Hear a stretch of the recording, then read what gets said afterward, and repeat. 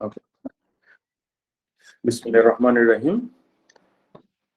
গত ক্লাসে আমরা শুরু করেছিলাম ফার্মেসি এন্ড থেরাপিউটিক কমিটি, এবং থেরাপিউটিক কমিটির আন্ডারে আমরা গত লেকচারে যেটা কভার করেছি সেটা হচ্ছে থেরাপিউটিক কমিটি বলতে কি বোঝায়, থেরাপিউটিক কমিটি কাদের নিয়ে গঠিত হয়, তাদের ফাংশনটা কি, কোন কোন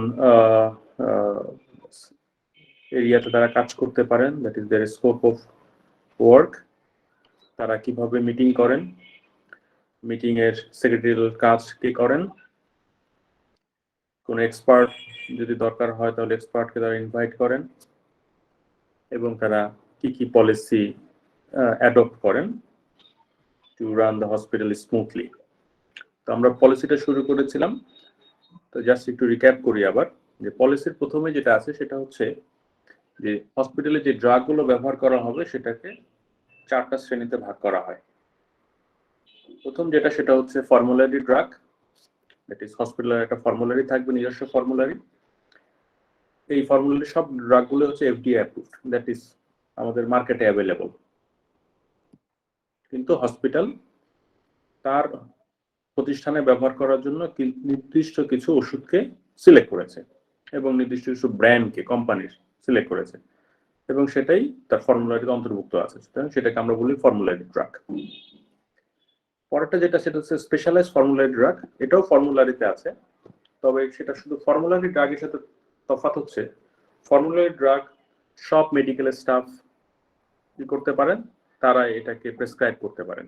medical staff that is doctor, অনেক ক্ষেত্রে সিনিয়র নার্সরা করতে পারেন, অনেক কিছু কিছু ক্ষেত্রে ফার্মাসিস্টরা করতে পারেন।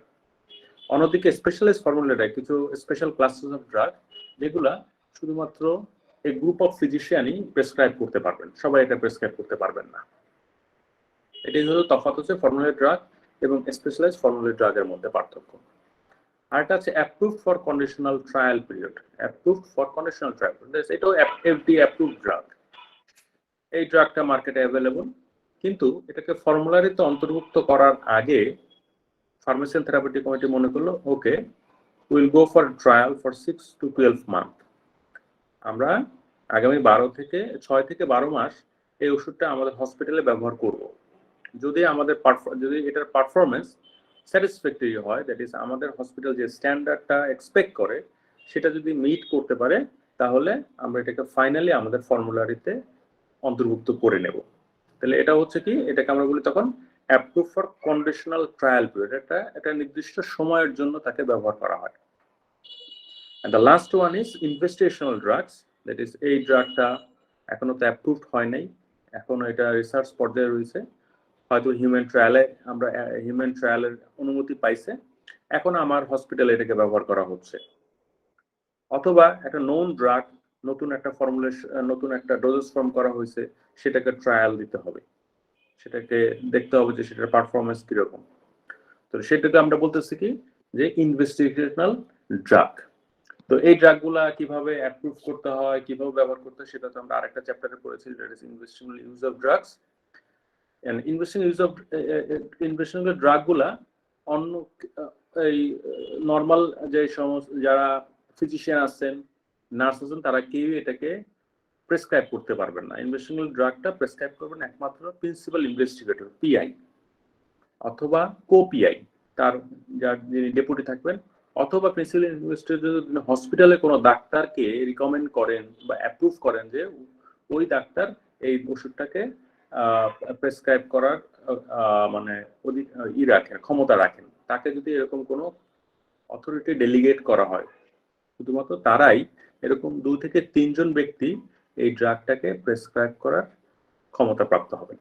তাহলে 4 ধরনের ড্রাগ আমরা দেখলাম একটা হসপিটালে ব্যবহার হতে পারে: formulary drug, specialized formulary drug, drug that are approved for conditional trial period, and drugs that are used with the intention to investigate a new disease. আচ্ছা, এখন এর বাইরেও তো আমাদের মার্কেটে তো অনেক ড্রাগ আছে, those are also FDA approved, and ওই ড্রাগগুলো কিন্তু কখনোই আমরা হসপিটালে ব্যবহার করতে দেব না। এই 4টা ক্যাটাগরির বাইরে যত ড্রাগই আছে, সেই ড্রাগ আমরা অবশ্যই আমাদের হসপিটালে ব্যবহারের অনুমতি পাবে না, এবং এগুলাকে আমরা বলি যে যদি আমরা দেখি হঠাৎ করে দেখা যায় যে কোনো একটা প্রেসক্রিপশন এই ধরনের একটা ড্রাগ আছে যেটা আমাদের ফর্মুলারিতে নাই, তখন আমরা সেটাকে মার্ক করে রাখি অ্যাজ এ ফার্মাসিস্ট। আমাদের দায়িত্ব এটা যে আমার এই হসপিটালে, আমার এই প্রতিষ্ঠানে ফর্মুলারির বাইরে কোনো ওষুধ ব্যবহার করা হবে না। আচ্ছা, এরপরে বলছিলাম যে ড্রাগ ডিসপেন্সিং। ডিসপেন্সিং করবে কে? ডিসপেন্সিং করবে একমাত্র ফার্মাসিস্ট। এবং আমরা সবসময় ফিজিশিয়ানদেরকে এনকারেজ করি যে ড্রাগটা যাতে তার জেনেরিক নামে কি করা হয়, প্রেসক্রাইব করা হয়, জেনেরিক নামে, not Napa as a acetaminophen অথবা paracetamol, not Ace, not Reset, এরকম কোনো নামে না, যে কোনো কোম্পানির নামে না। ডাক্তার সাহেব কি করবেন? জেনেরিক নামে এটাকে প্রেসক্রাইব করবেন। ফার্মাসিস্ট তখন এটাকে ঠিক করবে যে কোন ব্র্যান্ডের ওষুধটা দেওয়া হবে, তার কাছে কোন কোন ব্র্যান্ড আছে তার ফার্মেসিতে, সেই ব্র্যান্ড অনুসারে উনি তখন একটা নির্দিষ্ট নিয়মের মধ্যে উনি তখন এটাকে প্রেসক্রাইব করবেন। না হলে দেখা যাবে কি, আমি গতকালকেও বলছি যে এক এক ডাক্তার যদি এক এক রকম ব্র্যান্ড নেম প্রেসক্রাইব করা শুরু করেন, তখন কি ফার্মাসিস্টকে কিন্তু অনেক এনে মজুত করে রাখতে হবে, অনেক ডিফারেন্ট ব্র্যান্ডের। এখন একটা ডাক্তার হয়তো নাপা আজকে প্রেসক্রাইব করলেন, হয়তো 7 দিন পরে উনি আবার রিসেট প্রেসক্রাইব করলেন, তখন কি হবে? অনেক বেশি মানে স্টক ফার্মাসিস্টকে রাখতে হবে, ফলে ইনভেন্টরি কন্ট্রোলটা খুব ডিফিকাল্ট হয়ে যাবে। এই কারণে শুধুমাত্র উনি প্রেসক্রাইব করুন, প্যারাসিটামল লিখতে পারেন অথবা অ্যাসিটামিনোফেন লিখতে পারেন। Pharmacist will then decide which brand he or she will deliver it to the patient. আচ্ছা, ফিজিশিয়ান চাইলে কোনো একটা স্পেসিফিক ব্র্যান্ড দিতেও পারেন, সেটা খুব স্পেসিফিক কেসে, এটা নট ইন জেনারেল পারপাস, সবসময় আমরা যে কোনো ভাবে আমরা দিব তা না।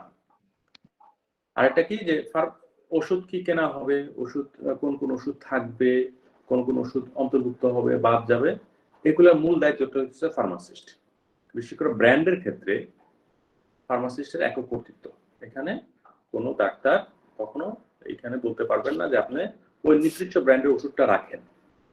স্পেসিফিক কোনো একটা ড্রাগের ক্ষেত্রে উনি হয়তো বলতে পারেন যে এই ওষুধটা আমার দরকার, কিন্তু ফার্মেসিকে এই কথা কখনো বলা যাবে না যে এই ব্র্যান্ডের, এই যে বাজারে 10টা ব্র্যান্ড আছে এর মধ্যে এই ব্র্যান্ডের ওষুধটা আপনি রাখেন না, এটা বলা যাবে না। এটা ফার্মাসিস্ট ঠিক করবে, কোয়ালিটি দেখে, দাম দেখে, অ্যাভেলেবিলিটি আছে কিনা, মার্কেটে সবসময় অ্যাভেলেবল থাকে কিনা, প্রোডাকশনটা ঠিক মতো স্মুথ কিনা, কোম্পানির রেপুটেশন কিরকম, অনেকগুলো ফ্যাক্টর উনি যাচাই বাছাই করে উনি তখন কিছু ম্যানুফ্যাকচারার সিলেক্ট করবেন এবং তাদের কাছ থেকে টেন্ডার বা বিডিং প্রসেসের মাধ্যমে ওষুধগুলো কিনবেন। এরপরে যেটা পলিসির সবচেয়ে বড় গুরুত্বপূর্ণ অংশ, সেটা হচ্ছে ইন পেশেন্ট প্রেসক্রাইবিং। হসপিটাল যেহেতু কাজ করতেছে, তো হসপিটালে দুটো ডিপার্টমেন্ট থাকে, তোমরা দেখেছো। একটা হচ্ছে ইন পেশেন্ট, মানে যে সমস্ত রোগী হসপিটালে থাকতেছে, স্টে করতেছে। আর একটা হচ্ছে আউট পেশেন্ট, যে আমাদের সরকারি হসপিটালগুলোতে সকাল 8টা থেকে দুপুর 2টা পর্যন্ত ডাক্তাররা কি করেন, তাদের চেম্বারে বসেন, রোগী সেখানে যায়, রোগী দেখে, কোনো যদি ডায়াগনোসিসের প্রয়োজন হয়, টেস্টের প্রয়োজন হয়, রোগী সেখানে টেস্ট করে, রিপোর্ট দেখায়, আবার ওষুধপত্র নিয়ে চলে আসে। তার মানে কি, রোগী সেখানে স্টে করতেছে, হসপিটালে স্টে করতেছে না। আমরা এদেরকে কি বলি? আমরা এদেরকে বলি যে অ্যাম্বুলেটরি পেশেন্ট অথবা আউট পেশেন্ট। যেমন হসপিটালে তোমরা দেখছো ওপিডি, মানে কি, আউট পেশেন্ট ডিপার্টমেন্ট, যে ডাক্তার বিভিন্ন স্পেশালিটিতে ডাক্তাররা সকালে থেকে দুপুর পর্যন্ত সেখানে বসে। এখন হসপিটাল তো মূলত ডিল করে ইন পেশেন্ট নিয়ে, যে রোগে স্টে করবে। যেমন আমাদের আছে 100 শয্যার, মানে 100টা বেড এখানে আছে, 500 শয্যা, 1000, 2000 শয্যা। তার মানে কি, 100 শয্যা মানে কি, সেখানে 100 জন রোগী থাকার কথা। আমাদের বেশিরভাগ ক্ষেত্রে আমাদের অনেক বেশি থাকে। তার মানে কি, এই 100 জন রোগীর কিভাবে প্রেসক্রিপশন দেওয়া হবে, প্রেসক্রিপশনের ফর্মুলাটা কি হবে এদেরকে দেওয়া, বা নিয়ম নীতি কি। তো এখানে অনেকগুলো পয়েন্ট আছে, তার মধ্যে আমি 9টা পয়েন্ট করছি। একটা হচ্ছে routine drug order, intravenous order, total parenteral nutrition, self-medication, medication brought to the hospital by patient, new medication orders, এরকম আমি 9টা পয়েন্ট করছি এবং 9টা পয়েন্ট আমি একটু সংক্ষেপে আলোচনা করব এখন। প্রথম যেটা হচ্ছে যে routine drug order. Routine drug order, যে ডাক্তার সাহেব রোগীকে দেখলেন, রোগীকে দেখে উনি একটা প্রেসক্রিপশন লিখে দিলেন। তো এই প্রেসক্রিপশনটা অবশ্যই একটা নির্দিষ্ট ফরম্যাট থাকবে, যেটাকে বলা হয় inpatient order form. Inpatient order form, এই ফর্মে উনি লিখবেন ইনপেশেন্ট অর্ডার ফর্ম। তো এখানে উনি ওষুধগুলো লিখে দিলেন এবং এই ইনপেশেন্ট অর্ডার ফর্ম যেটা আছে সাইন করে দিলেন, দিয়ে উনি এটা কোথায় পাঠিয়ে দিবেন? নার্সের মাধ্যমে এটা পাঠিয়ে দিবেন ফার্মেসি ডিপার্টমেন্টে। ফার্মেসি ডিপার্টমেন্ট তখন এটাকে ডিসপেন্স করবে। এবং এই অর্ডার ফর্মে অবশ্যই পেশেন্টের নাম থাকতে হবে, কোন নার্সিং ইউনিটের আন্ডারে সেটা থাকতে হবে, ড্রাগের নাম কি, ড্রাগের স্ট্রেংথ স্পষ্টভাবে উল্লেখ থাকতে হবে, কিভাবে এটা কোন রুট অফ অ্যাডমিনিস্ট্রেশন কতবার ব্যবহার করতে হবে সেটা উল্লেখ থাকতে হবে, ফিজিশিয়ানের নাম, সিগনেচার, ডেট এবং টাইম, কখন সকালে উনি লিখবেন যে আজকে যদি একটা প্রেসক্রিপশন করেন যে এই মুহূর্তে যে এখন বাজে 10টা 18, আজকের তারিখ হলো 13, তাহলে উনি লিখে দেবেন 13 নভেম্বর 10:18। অবশ্যই সময় ডেট থাকতে হবে, সময় থাকতে হবে। এই 7টা ইনফরমেশন যদি না থাকে, এই 7টা ইনফরমেশন যদি না থাকে, ফার্মাসিস্ট কিন্তু ওই ড্রাগটা ডিসপেন্স করবেন না, দেবেন না। প্রয়োজন হলে উনি হয়তো বা ডাক্তার সাহেবের সাথে অথবা নার্সিং ইউনিটের সাথে ওভার দ্য ফোন করবেন এবং এটাকে কারেকশন করে নেবেন, কিন্তু অবশ্যই এই ইনফরমেশনগুলো থাকতেই হবে সেই ইনপেশেন্ট অর্ডার ফর্মে। এখন আমরা তো জানি যে আমাদের যে সদর হসপিটালগুলো যেগুলো আছে, জেলা হসপিটালগুলো অনেকগুলো মেডিকেল কলেজের সাথে অ্যাফিলিয়েটেড, দ্যাট ইজ একটা মেডিকেল কলেজ আর এটা একটা হসপিটাল। মেডিকেল কলেজে যারা স্টুডেন্ট, 5th ইয়ার স্টুডেন্ট, তারা কি করে? তারা ইন্টার্নি করে। They are the doctors, but yet not they are not designated as a full doctor because they are now doing that internship. এখন ইন্টার্নশিপ সময় যখন ওই ডাক্তারকে প্রেসক্রাইব করার তাদের অথরিটি আছে, তারা প্রেসক্রাইব করতে পারে, তবে তাদের প্রেসক্রিপশনটা দেখেই আমরা ওষুধ ডিসপেন্স করব না। অবশ্যই সেই প্রেসক্রিপশনটাকে আবার আরেকজন ফিজিশিয়ান ওরে কি করবেন? কাউন্টার সাইন করে দিবেন। কাউন্টার সাইন যে হ্যাঁ ওকে, দিস প্রেসক্রিপশন ইজ ওকে, অথবা যদি কোনো রকম কারেকশনের দরকার উনি কারেকশন করে দিতে পারেন। তার মানে ফিজিশিয়ানেরটা আমাদের কোনো কাউন্টার সাইনের দরকার নেই, কিন্তু যদি মেডিকেল স্টুডেন্ট হয় তাহলে ওনারা যে প্রেসক্রিপশনগুলো দিবেন those are valid prescription but must be countersigned by a full physician. এগুলো হচ্ছে রুটিন ড্রাগ অর্ডার, যে নর্মাল ওষুধের ক্ষেত্রে। যদি হয় ইন্ট্রাভেনাস প্রিপারেশন কোনো ডাক্তার প্রেসক্রাইব করলেন, তাহলে সেখানেও ওই ইনফরমেশনগুলো থাকতেই হবে। আমরা যে 7টা ইনফরমেশন উপরে বলেছি ওই ইনফরমেশনগুলো থাকতেই হবে। তার সাথে সাথে যে ইনফরমেশনগুলো লাগবে, যেমন এখানে দেখো এই 1 নম্বরে বলছে কি exact quantity of drug which must be added. Exact quantity এখানে যেটা আছে, এখানে যেটা ছিল frequency of administration. Frequency of administration মানে কতবার, ডেইলি 3বার বা 2বার, কতবার দিব সেটা। এখন এখানে অনেক সময় দেখা যায় যে যদি ফার্মাসিস্ট মনে করে যে আমি আগামী 3 দিনের ওষুধ দেব, 3 দিন, উনি 3 দিন দিতে পারেন। তার মানে কি প্রতিদিন যদি 3টা করে সকাল দুপুর রাতে দিতে হয়, তাহলে হয়তো উনি 9টা ট্যাবলেট দিয়ে দিলেন, যে 9টা ট্যাবলেট আগামী 3 দিনের জন্য। তার মানে কি কত পরিমাণ কোয়ান্টিটিটা কতটুকু দিবেন সেই কোয়ান্টিটিটা কিন্তু ফার্মাসির উপর ডিপেন্ড করতেছে। এই রুটিন ড্রাগ অর্ডারের ক্ষেত্রে কোয়ান্টিটি ঠিক করবে, যে ওনার স্টক দেখে বা ওনার কাজের ভলিউম দেখে উনি ঠিক করে দেবেন যে আমি কতগুলো ওষুধ তাকে দেবো প্রেসক্রিপশন দেখে। কিন্তু যদি ইন্ট্রাভেনাস প্রিপারেশন হয়, এখানে কিন্তু এক্সাক্ট কোয়ান্টিটি বলে দিতে হবে। ডাক্তার সাহেব বলে দেবেন এক্সাক্ট কোয়ান্টিটি কতটুকু লাগবে। সেটা কি মানে আমাদের 1000 ml এর একটা ইনফিউশন লাগবে, কতটুকু লাগবে, কয়বার লাগবে, কদিন চলবে, এগুলো এক্সাক্ট বলে দিবেন। এক্সাক্ট ভলিউমটা বলে দিবেন উনি কত ml এর। এটা কি আইভি ড্রিপ, বোলাস নাকি পুশ, কোন ফর্মে দেওয়া হবে, ড্রিপ রেট কত হবে, প্রতি মিনিটে কতগুলো ড্রপ সেখানে যাবে, সবকিছু বলে দিবেন। Specific times to hang infused solution and drip rate. Specific times, কখন এটা শুরু করবেন, কখন শুরু করবেন, কখন শেষ করবেন, সবকিছু বলে দেওয়া থাকবে। যে specific directions for continuing and discontinuing any IV, যে কোনো এই সিচুয়েশন হলে তাকে কন্টিনিউ করবেন, না হলে করবেন না। মানে আইভির ক্ষেত্রে, রুটিন ড্রাগ অর্ডারের ক্ষেত্রে যেমন আমরা শুধুমাত্র নাম, স্ট্রেংথ, কিভাবে খেতে হবে এগুলো দিয়ে দিলেই হয়, আইভির ক্ষেত্রে কিন্তু তা দিলে হবে না। আইভির ক্ষেত্রে আরো বেশি ইনফরমেশন লাগবে, আরো বেশি আমাদের ডিরেকশন সেখানে দিয়ে দিতে হবে, যে এটা দিনের কখন শুরু করবে, কত রেটে দিবে, কখন এটাকে স্টপ করবে, কোন কোন কেসে স্টপ করে দেবে, এখানে আগামী কয়দিন চলবে, প্রতিদিন কয়টা লাগবে, এটা কি কন্টিনিউয়াসলি ইনফিউশন দিতে থাকবে, নাকি 3 ঘন্টা দেওয়ার পরে স্টপ, আবার বিকালবেলা 3 ঘন্টা। সেই সব ইনফরমেশন গুলা আমাদের যে ইনপেশেন্ট অর্ডার ফর্ম আছে, এই অর্ডার ফর্মে অবশ্যই উল্লেখ করে দিতে হবে। আরেকটা আছে একই জিনিস ইনফিউশনের ক্ষেত্রে, সেটাকে আমরা বলি total parenteral nutrition. Total parenteral nutrition, total parenteral নিউট্রিশনটা কি, যে আমরা এটাও ইনফিউশন আমরা হিসেবে দেই। সেটা কি, যে রোগী কোনো কিছু খেতে পারতেছেন না, রোগীর ডাইজেশনের সমস্যা, অ্যাবজর্পশনের সমস্যা। তার মানে কি, খাবার যেহেতু উনি খেতে পারতেছেন না, ওনার যে নিউট্রিয়েন্ট গুলো দরকার, নিউট্রিয়েন্ট গুলো কিন্তু ওনার বডিতে পৌঁছাচ্ছে না। তাহলে কি, আমাকে অবশ্যই এমন নিউট্রিয়েন্ট গুলা তার বডিতে সাপ্লাই তো করতে হবে। সেটি হইতেছে টোটাল প্যারেন্টাল নিউট্রিশনের কাজ। টোটাল প্যারেন্টাল নিউট্রিশন, টিপিএন, যেটাকে সংক্ষেপে বলা হয়, serve as nutritional infusion providing essential amino acids, carbohydrates, electrolytes, সবগুলো সহ একটা ইনফিউশন তৈরি করা হয়। কাদের জন্য?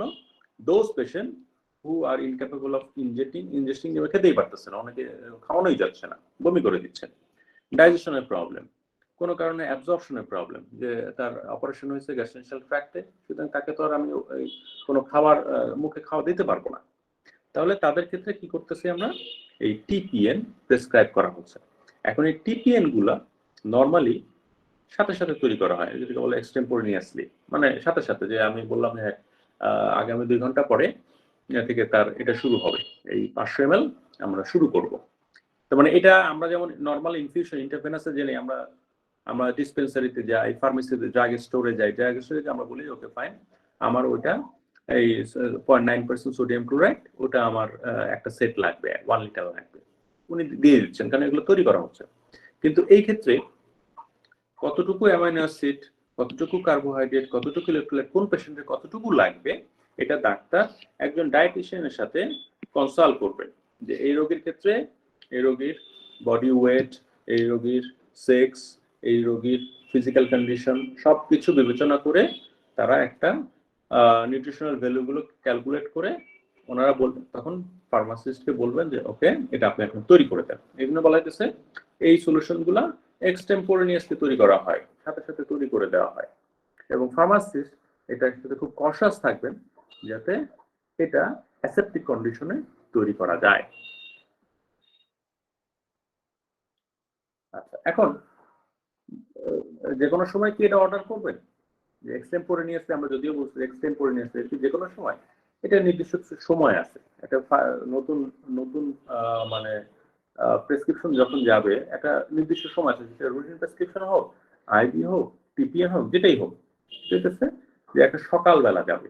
প্রেসক্রিপশনগুলো সবসময় সকালবেলা দিতে হয়, যে 9টা থেকে 10টা। এটা হসপিটাল নিজেরা ঠিক করে নেবে যে আমার যে প্রেসক্রিপশনগুলো জেনারেট হবে, সেই প্রেসক্রিপশনগুলো কখন জেনারেট হবে এবং কখন এটা ফার্মাসিস্টের হাতে যাবে, ফার্মাসিস্ট এটাকে কখন ডেলিভারি দিবে। এমন না যে সারাদিনই আমরা প্রেসক্রিপশন পাঠাতে থাকবো। Yes, in case of emergency যে কোনো সময় প্রেসক্রিপশন পাঠানো যেতে পারে, সেটা আরেকটা পয়েন্ট আছে। বাট রুটিন প্রেসক্রিপশন যেগুলা, সেগুলা সবসময় সাধারণত সকাল 9টা থেকে 10টা এই সময় পাঠানো হয়। কোনো নির্দিষ্ট হসপিটাল এই সময়টা পরিবর্তন করে নিতে পারে, তবে একটা নির্দিষ্ট সময়, দিনের একটা নির্দিষ্ট সময় ঠিক করে নিতে হবে যে এই সময় ডাক্তার সাহেবরা ভিজিট করবেন, ভিজিট করে প্রেসক্রিপশন তৈরি করে দেবেন এবং এই প্রেসক্রিপশন গুলো ফার্মেসি ডিপার্টমেন্টে চলে যাবে। তারপর হচ্ছে সেলফ মেডিকেশন। যে ইনপেশেন্ট যে সমস্ত মানে পেশেন্ট, ইনপেশেন্ট যারা হসপিটালে স্টে করতেছে, তারা কি নিজে নিজে ওষুধ খাওয়ার মানে ওষুধ খেতে পারবেন কিনা, আমরা কি সেই তাদেরকে সেটা অ্যালাউ করবো কিনা। এখানে বলা হয়েছে যে এই ক্ষেত্রে না, আমরা অ্যালাউ করবো না, তাদেরকে অবশ্যই রোগীকে অবশ্যই কোনো নার্সের তত্ত্বাবধানে ওষুধ খেতে হবে। নার্স থাকবেন, নার্স ওনাকে ওষুধটা দিবেন, উনি খাবেন নার্সের সামনে, উনি সেলফ মেডিকেশনের কোনো সুযোগ নেই। থাকতে পারে কি, যেমন নাইট্রোগ্লিসারিন, তোমাদের অ্যান্টিহাইপারটেনসিভ, অ্যান্টাসিড, কোর্টিসিডাইড, এই দুইটা ড্রাগ যদি ডাক্তার যদি তাও অ্যাপ্রুভ করেন রাখতে পারবেন, এর বাইরে ডাক্তার অ্যাপ্রুভও করতে পারবেন না। ঠিক আছে, এই দুটো ড্রাগ যদি ডাক্তার মনে করেন অ্যাপ্রুভ করবেন, সেক্ষেত্রে এই দুটো ড্রাগ বেডের পাশে রেখে দিতে পারেন। কতগুলা? 10টা, ম্যাক্সিমাম 10টা ওষুধ, এই নাইট্রোগ্লিসারিন 10টা, অ্যান্টাসিড 10টা রাখতে পারেন। এবং প্রতি শিফটে নার্স যখন চেঞ্জ হবে, নার্সের শিফট হয়তো 8 ঘন্টা বা 12 ঘন্টা, যে 8 ঘন্টা সাপোজ ভোর 6টা থেকে দুপুর 2টা পর্যন্ত একজন নার্স, তার মানে দুপুর 2টার সময় যখন নার্স তার শিফট চেঞ্জ করবে, তখন উনি যে পেশেন্টের যে ফর্ম আছে সেই ফর্মে, ইনপেশেন্ট অর্ডার ফর্মে বা পেশেন্টের যে মেডিকেল রেকর্ড ফর্মে উনি লিখবেন যে এই যে ওনার শিফটে পেশেন্ট কোনো নাইট্রোগ্লিসারিন অথবা কোনো অ্যান্টাসিড নিচ্ছেন কিনা, এটা উনি লিখে রাখবেন। যে উনি দেখবেন ইয়েস, উনি যখন ভোর 6টার সময় শিফট শুরু করছেন, তখন সেখানে উনি দেখছেন যে ওই রেকর্ডে আছে 8টা অ্যান্টাসিড ছিল। উনি আবার 2টার সময় যখন উনি লিভ করবেন, ওনার ডিউটি আওয়ার শেষ, তখন উনি গুনে দেখবেন যে এখানে কয়টা আছে, ওটা যদি এখানে 7টা আছে উনি লিখে রাখবেন 7। তার মানে কি, এখানে একটা ড্রাগ, একটা অ্যান্টাসিড পেশেন্ট করছেন। এটা ডাক্তার যখন পরবর্তীতে দেখবেন তখন দেখবেন ইয়েস উনি অ্যান্টাসিড নিচ্ছেন। তার মানে কি, রিপোর্টটা রাখতে হবে। এর বাইরে কোনো ওষুধ পেশেন্টের কাছে থাকবে না। এখন পেশেন্ট হয়তোবা কিছু ওষুধ তো সবসময় খায় পেশেন্ট, যদি উনি যখন ঘরে থাকেন উনি তো কিছু ওষুধটা থাকে। এখন পেশেন্ট যখন হসপিটালে আসবে তখন কি করবেন, ওই ওষুধগুলো কিন্তু পেশেন্ট নিয়ে আসবেন।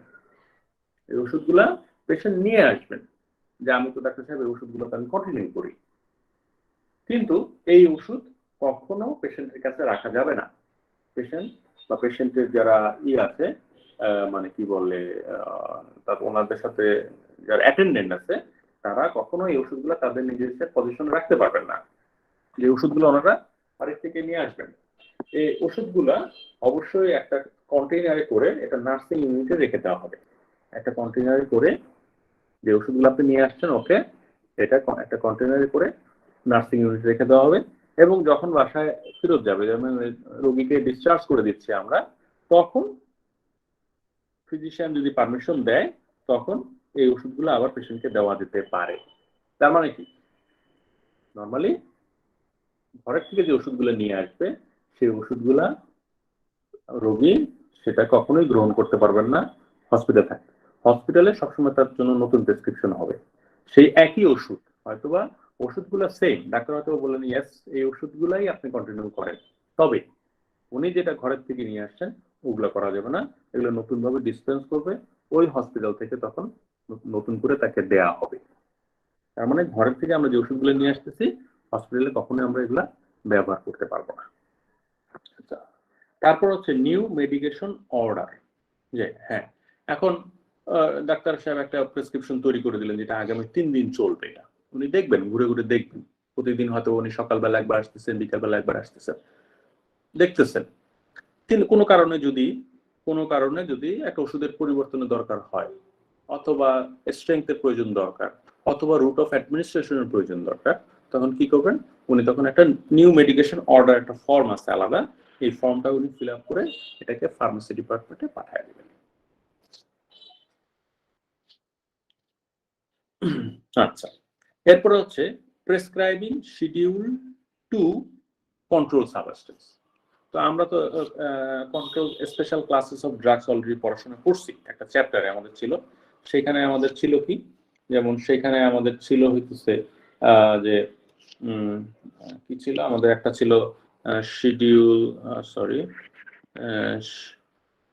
শিডিউল 1, 2, 3, 4, আমাদের 4টা শিডিউলের ড্রাগ ছিল মানে আমেরিকান ল অনুসারে।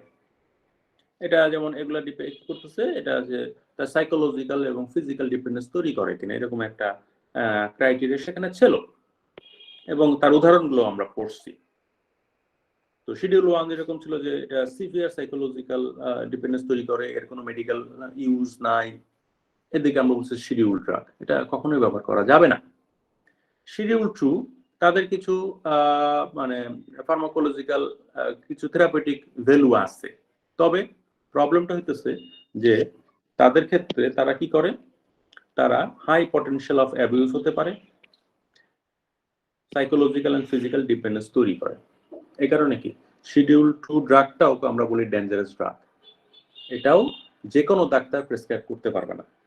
আমরা যেরকম বলছি আমাদের ফর্মুলারিতে আছে ঠিকই, কিন্তু যে কোনো ডাক্তার এই শিডিউল 2 ড্রাগ প্রেসক্রাইব করতে পারবে না। এটা নির্দিষ্ট ডাক্তার আছে যে এই ডাক্তারের অ্যাপ্রুভাল লাগবে। কোন ডাক্তার হয়তো মনে করতেছেন যে শিডিউল 2 ড্রাগ দরকার, উনি সেটাকে প্রেসক্রাইব করলেন, ফার্মাসি সেটাকে ডিসপেন্স করবেন না যতক্ষণ না আরেকজন হায়ার অথরিটি ড্রাগ সেটাকে অ্যাপ্রুভাল দিচ্ছেন। তার মানে কি একটা এক্সপার্ট যারা যে হ্যাঁ এটা আসলে এই রোগীর শিডিউল 2 ড্রাগ দরকার আছে কিনা, যদি উনি মনে করেন যে ইয়েস আছে, ওনার সে অথরিটি আছে, উনি সেটাকে অ্যাপ্রুভ করলে ফার্মাসিস্ট তখন করবেন সেটাকে ডিসপেন্স করে দেবেন। তাহলে এইটার জন্য কিছু নিয়ম আছে। সেটা কি যে শিডিউল 2 ড্রাগস অর কেমিক্যালস আমরা জানি যে যেটা high severe psychological and physical dependence তৈরি করে। যেমন কিছু উদাহরণ আমরা এখানে দিছি, cocaine, methamphetamine, methadone, oxycodone, even যদি এরকম হয় যে অ্যাসিডামিনোফেন আমাদের নরমাল অ্যানালজেসিক, এটার সাথে যদি হাইড্রোকোডন আমরা মিশিয়ে দিই 15 মিলিগ্রাম, তাহলে আমরা বলবো যে এই অ্যাসিটামিনোফেনের এই কম্বিনেশন প্রিপারেশনটাও এখন শিডিউল 2 ড্রাগের মধ্যে চলে গেল।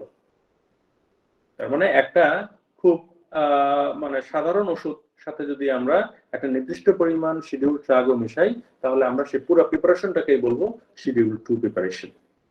এখন এই সমস্ত ড্রাগের ক্ষেত্রে শিডিউল 2 ড্রাগের ক্ষেত্রে কিন্তু আমরা মানে শুধুমাত্র তার কিছু ইনফরমেশন দিলেই হবে না, যে আমরা যেটা রুটিন অর্ডারে আমরা দেখছি যে 7টা ইনফরমেশন দরকার, এখানেও 7টা ইনফরমেশন লাগবে। আমাদের ইনপেশেন্ট অর্ডার ফর্মেই তাকে ফিল আপ করে দিতে হবে। তবে এক্ষেত্রে কিছু কিছু জিনিস লাগবে, যেমন ড্রাগ স্ট্রেংথ সেখানেও ছিল, আমাদের রুট অফ অ্যাডমিনিস্ট্রেশনটা কি এবং ফ্রিকোয়েন্সি অফ অ্যাডমিনিস্ট্রেশনটা কি। আচ্ছা, এখন ওইখানের সাথে এটা তফাৎ কি, তফাৎটা আমি কি বললাম যে ওই রুটিন অর্ডার গুলা কিন্তু যে কোনো ফিজিশিয়ানই কি করতে পারতেন, ওটাকে উনি ইনফরমেশন সব সহ উনি কিন্তু এটাকে অ্যাপ্রুভ করে দিতে পারতেন, এবং ওনার এই অ্যাপ্রুভাল একক অ্যাপ্রুভাল দিয়েই কিন্তু আমাদের ফার্মাসি ডিপার্টমেন্ট সেটাকে ডিসপেন্স করে দিত। কিন্তু শিডিউল ড্রাগের ক্ষেত্রে আমরা টু ক্ষেত্রে কি বলতেছি যে এই ড্রাগগুলা একটা ফিজিশিয়ান উনি প্রেসক্রাইব করতে পারেন, but that prescription must be approved by by an higher authority. একজন হায়ার অথরিটি অথবা একটা স্পেশাল ডিপার্টমেন্টে যাবে, সেখানে ওনার প্রেসক্রিপশনটাকে আবার চেক করবেন, রোগীর কন্ডিশন দেখবেন, তারপরে সেটাকে যদি অ্যাপ্রুভ করেন, then pharmacy department will accept that prescription and will dispense accordingly. আচ্ছা, PRN orders of schedule 2 drug is acceptable. PRN এ কি হয়? Do you know anyone?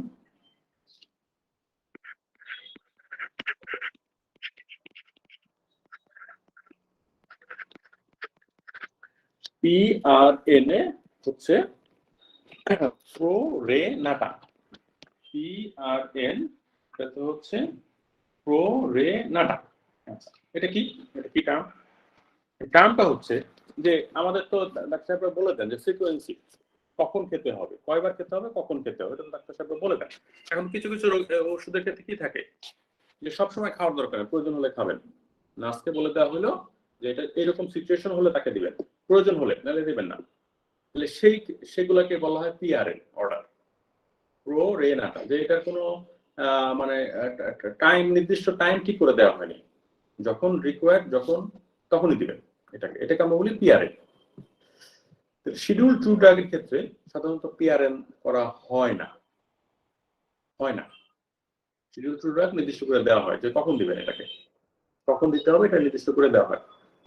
PRN দেওয়া দিতে পারে। পিআরএন এটাকে এক্ষেত্রে শিডিউল 2 ড্রাগের ক্ষেত্রে অ্যাকসেপ্ট করা যেতে পারে। কখন? একটা specific dose and specific minimum interval is written.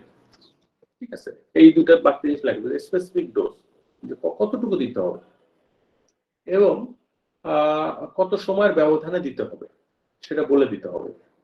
সেটা স্পষ্ট সেই আমাদের ইনপেশেন্ট অর্ডার ফর্মে উল্লেখ থাকতে হবে। যে আমি বলে দিলাম যে শিডিউল 2 ড্রাগ আমি একটা লিখে দিলাম, লিখে দিয়ে আমি বললাম যে ওকে ফাইন, যখন দরকার তখনই আপনি দিয়ে দেন। কতটুকু? মিনিমাম একটা পরিমাণ, মিনিমাম তাকে আমি বলে দিব যে এই সময় দিবেন এবং এই ইন্টারভেলে দিবেন, যে যখন প্রয়োজন তখনই দিবেন। এখন আমি হয়তো 1 ঘন্টা আগে দিছি, 1 ঘন্টা পরে আবার একই রকম সিচুয়েশন হলো, আমি মনে করলাম এখন কি আবার দেবো না, আমি দেখবো যে হ্যাঁ এই দুইটা ডোজের মধ্যে কতক্ষণ সময় থাকতে হবে, 3 ঘন্টা না, 3 ঘন্টার মধ্যে আমি দেবো না। হ্যাঁ ইমার্জেন্সি যদি হয় আমি ডাক্তারের সাথে কথা বলে নেব, কিন্তু ওই মিনিমাম ইন্টারভেলের মধ্যে আমি কিন্তু আর একটা ড্রাগ দিতে পারবো না। On emergency telephone or verbal order may be given. এই যে এখানে লেখা আছে telephone or verbal order may be given, মানে এখন এই ওষুধটা দেওয়া দরকার, এই ওষুধটা আপনি দেন, ভার্বাল অর্ডার আমি নিলাম। এখন ভার্বাল আমি সবসময় বলতেছি inpatient order form, new medication order form সব ফর্মে আমি ফিল আপ করতেছি, তাহলে এখন ইমার্জেন্সিতে আমি দিচ্ছি। ইমার্জেন্সি সিচুয়েশনে আমি একটা ওষুধ দিলাম, ডাক্তার সাহেব ফোন করে বলে দিলেন, আমি সেটাকে আমি সেটা কি করলাম, আমি আমার মানে ইনপেশেন্ট অর্ডার ফর্মে আমি লিখে নিলাম, নার্স এসে লিখলো, কিন্তু সেখানে কিন্তু ডাক্তার সাহেবের কোনো সাইন নাই। তো নেক্সট শিফটে ডাক্তার যখন আসবেন, ডাক্তারের নেক্সট শিফট যখন হবে তখন কিন্তু অবশ্যই আমাকে ডাক্তারের সাইনটা নিতে হবে। এমন না যে আমি কয়েকদিন পরে নেব, না, এটার কোনো ডিউ রাখার কোনো সুযোগ নাই। অবশ্যই নেক্সট শিফটের ডাক্তার যখন আসবে তখন অবশ্যই ডাক্তারের সাইনটা নিয়ে নিতে হবে, এটা নার্স এনশিওর করবে। এখানে আরেকটা জিনিস ইম্পর্টেন্ট, আরেকটা পয়েন্ট আছে যে অনেক সময় ইমার্জেন্সি কেস হয়, যে এই ইমার্জেন্সি সিচুয়েশন গুলো প্রায়শই হয়, আছে না, যে এই হসপিটালে এই রোগীগুলো বেশি আসেন, এই সময় এটা হয় এবং এই ওষুধগুলোই লাগে, এই ওষুধগুলো লাগে ইমার্জেন্সি সিচুয়েশনে, এই ওষুধগুলো লাগে। এই জন্য ডাক্তার সাহেবরা অনেক সময় বাই করেন যে কিছু ব্ল্যাঙ্ক প্রেসক্রিপশন উনি সাইন করে দেন, ব্ল্যাঙ্ক প্রেসক্রিপশন, ঠিক আছে। অথবা ওষুধের নাম দেওয়া আছে, মেডিসিনের ড্রাগের নাম দেওয়া আছে, ড্রাগের নাম দিয়ে উনি এখানে ধরুন উনি এখানে সাইন করে দিলেন, এটা হলো ব্ল্যাঙ্ক প্রেসক্রিপশন, যে কোনো কিছু লেখা নাই, নিচে সাইন দিলেন উনি। আর এটা আছে ওষুধগুলোর নাম আছে, তাও সাইন করে দিলেন, কিন্তু রোগীর নাম নাই, কোনো ইনফরমেশন নাই। কি কারণে? যে এই ধরনের প্রেসক্রিপশন নরমালি হয়, যে এই ধরনের রোগী আসে, অথবা আজকে রাত্রে এই ধরনের, মানে প্রতিদিন রাত্রেবেলা বা উইকেন্ডে রাত্রেবেলা এই ধরনের রোগী আসে, সুতরাং এদের জন্য এই ওষুধগুলো দরকার হয়, তখন আবার নতুন ডাক্তার আসা, আবার নতুন করে ফর্ম লেখা, খুব একটা ঝামেলার ব্যাপার। কি দরকার? আগেই কিছু ব্ল্যাঙ্ক প্রেসক্রিপশন অথবা কিছু মেডিসিনের নাম লিখে প্রি সাইন প্রেসক্রিপশন তৈরি করে রাখা। না, দিস ইজ অ্যাবসলিউটলি প্রহিবিটেড, এইটা কখনোই করা যাবে না। রোগীর নাম, রোগীর মানে যে ইনফরমেশন গুলা, এগুলো ছাড়া কোনো প্রি সাইন প্রেসক্রিপশন, কোনো ব্ল্যাঙ্ক প্রেসক্রিপশন কখনোই করা যাবে না। This is absolutely prohibited in institution. রোগী না দেখে কোনো প্রেসক্রিপশন তৈরি করা যাবে না, সেটা এই শিডিউল 2 ড্রাগ হোক, সেটা রুটিন ড্রাগ হোক, যেই ড্রাগে হোক না কেন, কোনো ড্রাগের ক্ষেত্রেই সেটা যে আমি একটা নর্মাল প্রেসক্রিপশনে আমি প্যারাসিটামল লিখে রাখলাম না, সেটাও লিখে রাখা যাবে না। অবশ্যই রোগী দেখে প্রেসক্রিপশন দিতে হবে। তারপর হচ্ছে ডিসচার্জ প্রেসক্রিপশন। ডিসচার্জ প্রেসক্রিপশন, রোগী কয়েকদিন স্টে করছে, এখন উনি বাড়ি চলে যাবেন, এখন কোনো ওষুধ তাকে কন্টিনিউ করতে হবে কিনা সেটা। এখন যদি এরকম হয় যে বেশ কয়েকটা ওষুধ তাকে কন্টিনিউ করতে হবে, তাহলে অবশ্যই প্রতিটা ওষুধের জন্য একটা করে প্রেসক্রিপশন, প্রতিটা ওষুধের জন্য একটা করে প্রেসক্রিপশন থাকতে হবে। নট 5টা ওষুধ আমরা নরমাল যে প্রেসক্রিপশন করি তা না, এ সেপারেট বলে দেওয়া আছে যে a separate prescription is required for each medication, প্রতিটা মেডিকেশনের জন্য একটা করে প্রেসক্রিপশন লাগবে। কিন্তু সেটা কি, যে কি কি থাকবে সেখানে, যে তার হোম অ্যাড্রেস, ড্রাগের নাম, কতটুকু স্ট্রেংথ, কতদিন, দ্যাট ইজ কোয়ান্টিটি কত করে লাগবে, পেশেন্ট কিভাবে এটাকে অ্যাডমিনিস্টার করবে, কোনো ইনস্ট্রাকশন থাকবে সেটা লেখাটা থাকবে, নাম্বার অফ রিফিলস, যে এই প্রেসক্রিপশনটা উনি হয়তো বা 2 বার ব্যবহার করতে পারবেন, ওনার লেখা থাকবে, উপরের দিকে লেখা থাকবে যে রিফিল, যেটাকে রিফিল করে দেন, তবে কয়বার রিফিল, 1 বার 2 বার, এটা লেখা থাকবে। তবে শিডিউল টু ড্রাগের ক্ষেত্রে কোনো রিফিল চলবে না, শিডিউল টু ড্রাগের ক্ষেত্রে কোনো রিফিল চলবে না, মানে যতটুকু পরিমাণ ততটুকু দেওয়া হবে। যদি শিডিউল টু ড্রাগ আবার দরকার হয়, আবার নতুন করে প্রেসক্রিপশন তৈরি করতে হবে। বা শিডিউল ড্রাগের ক্ষেত্রে কখনোই রিফিল গ্রহণযোগ্য নয়। Signature and printed name of the physician, ফিজিশিয়ানের নাম এবং খুব স্পষ্টভাবে উল্লেখ থাকতে হবে এবং সিগনেচার থাকতে হবে যে এটাই আমি প্রেসক্রাইব করতেছি। আমরা এটা ডিসচার্জের সময় এই প্রেসক্রিপশনটা গুলো তাকে দিয়ে দেওয়া হবে।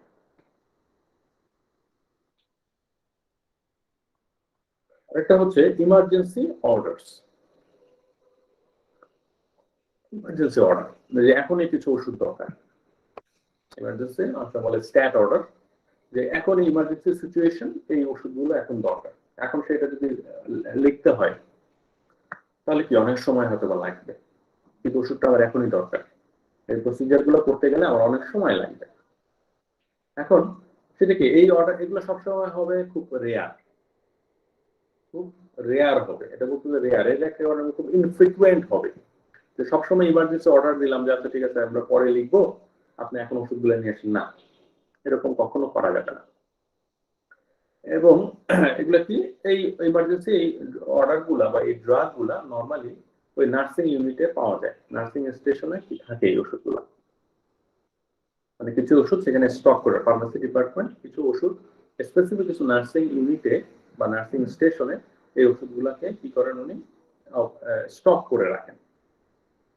এখন যে ইমার্জেন্সিতে কি করলেন, ওষুধগুলো দেওয়া হলো, এখন ওষুধে দেওয়া নার্সিং ইউনিট থেকে যে ওষুধগুলো দেওয়া হলো ইমার্জেন্সিতে, অবশ্যই ওষুধগুলো দেওয়ার পরে এটাকে এর একটা রেকর্ড বা একটা রিটেন ফর্ম অবশ্যই ফার্মেসি ডিপার্টমেন্টে পাঠাতে হবে যে আমার এই ইউনিটে এতগুলো ওষুধ ছিল, তার মধ্যে এই কয় ইউনিট ওষুধ কি করা হয়েছে ইমার্জেন্সি কাজে এই শিফটে ব্যবহার হয়ে গেছে, আর কতটুকু আছে এবং কোন ডাক্তার এই ইমার্জেন্সি ওষুধগুলো ব্যবহার করছেন সেটা একটা ফর্ম ফিল আপ করে এটাকে অবশ্যই ফার্মেসি ডিপার্টমেন্টে রাখতে হবে।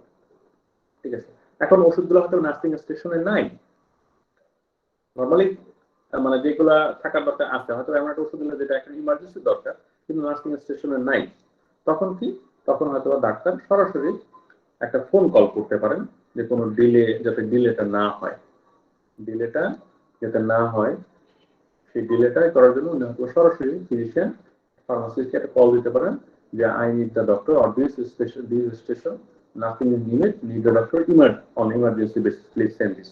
তখন ফার্মাসি ডিপার্টমেন্ট সঠিক প্রসিজার মেনে সেই ওষুধগুলোকে পাঠিয়ে দেবে। তাহলে আমাদের ওটা ছিল ইনপেশেন্ট, ওটা ছিল আমাদের কি ইনপেশেন্ট ক্ষেত্রে প্রেসক্রিপশনের কি কি রুল আমাকে ফলো করতে হয় সেটা।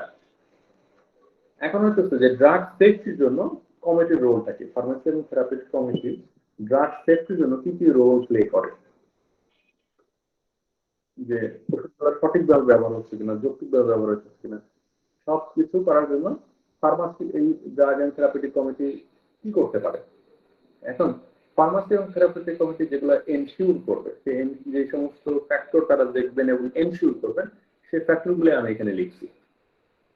সেটা কি, যে qualified pharmacist, registered pharmacist for supervision, qualified registered pharmacist for supervision, যে ফার্মেসি ডিপার্টমেন্টটা চলবে হইতেছে একজন কোয়ালিফাইড রেজিস্টার্ড ফার্মাসিস্টের দ্বারা, এর বাইরে না, অন্য কেউ তত্ত্বাবধান করতে পারবে না।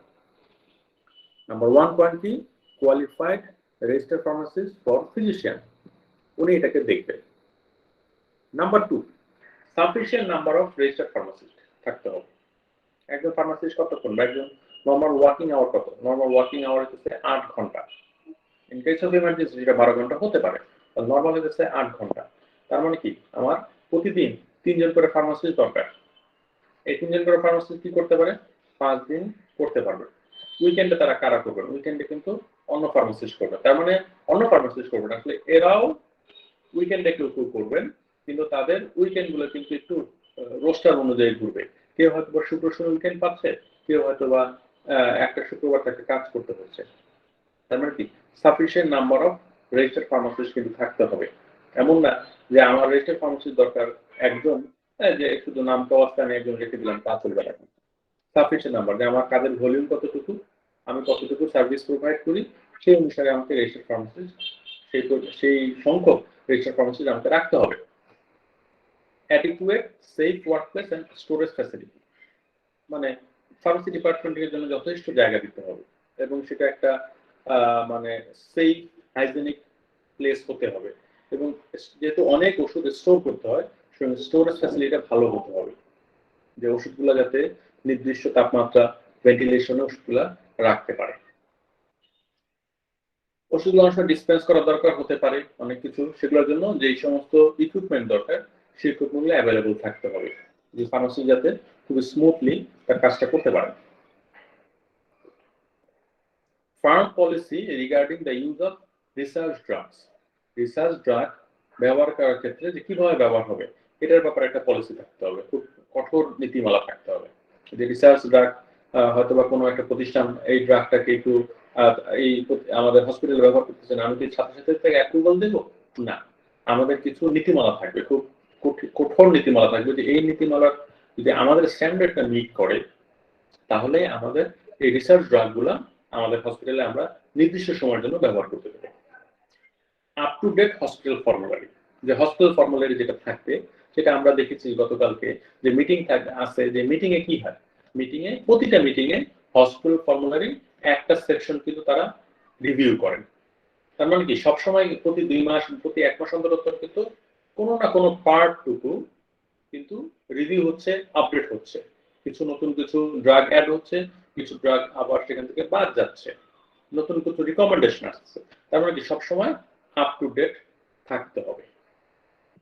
Poisonous materials are segregated from non poisonous material, poisonous material আছে যে সমস্ত সেগুলা মানে স্টোরেজ ফ্যাসিলিটি এরকম হতে হবে, সেটাই বলা হয়েছে যে সেফ ওয়ার্কপ্লেস স্টোরেজ ফ্যাসিলিটি, মানে এগুলো এরকম হতে হবে যাতে পয়জনাস এবং নন পয়জনাস ম্যাটেরিয়াল গুলা বা সাবস্টেন্স গুলা আমরা আলাদা জায়গায় রাখতে পারি। কিন্তু আমাদের যদি মানে জায়গার স্বল্পতা থাকে তাহলে কি হবে, আমাকে হয়তো এক জায়গাতেই সবগুলো রাখতে হবে, আমি সেগ্রিগেশনটা ঠিক মতো করতে পারবো না। External use preparations are separated from internal use preparation. External যেগুলো আছে use preparation সেগুলো internal use preparation, এই ড্রাগগুলোকে আমরা সবসময় আলাদা করে রাখবো, মানে এটাও একটা ফ্যাসিলিটি থাকতে হবে। If a small scale manufacturing is performed in pharmacy, it must be carried out with accuracy and asepsis. মানে কোনো ছোট প্রিপারেশন তৈরি করে দেবো, আমি একটা ম্যানুফ্যাকচারিং করে দেবো, যে এরকম ফার্মাসিতে যদি এরকম সুযোগ থাকে, এরকম ইকুইপমেন্ট থাকে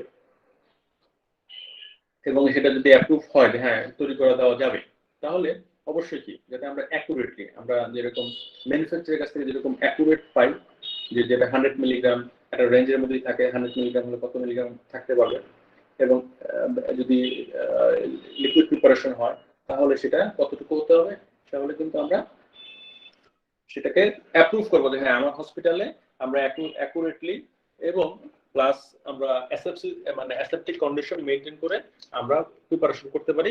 তখনই কিন্তু আমি ফার্মেসি ডিপার্টমেন্টকে এই অ্যাপ্রুভালটা দেবো যে ইয়েস আপনি ওষুধ তাহলে তৈরি করার একটা মানে শুরু করতে পারেন। কিন্তু আমি যদি দেখি যে আমার পক্ষে অ্যাসেপ্টিক কন্ডিশন মেইনটেইন করা সম্ভব না, আমি কিন্তু কখনো এই পারমিশনটা দেবো না আমাদের ফার্মেসিকে। নার্সিং স্টেশন, আমাদের কিছু ড্রাগ থাকে সবসময়, সেই ড্রাগগুলো যেমন হতে পারে যে ওই যেমন ইমার্জেন্সি কিছু ড্রাগ থাকে, অথবা রোগী ওষুধ দেওয়া হয়েছে, রোগী ডাক্তার সাহেব কি করছে রোগীর ওষুধ অথবা চেঞ্জ করে দিচ্ছেন, তখন আগের ওষুধগুলো ফার্মেসি নার্সিং ইউনিটে চলে আসছে, তাহলে খুব পিরিয়ডিক্যালি এই নার্সিং ইউনিটগুলোকে ইন্সপেকশন করতে হবে যে সেখানে কি ওষুধ আছে, ওষুধগুলো থাকলে সেই ওষুধগুলো আবার নতুন করে মানে সেগুলোকে আবার আমাদের ফার্মেসিতে সেগুলোকে ফিরিয়ে নিতে হবে।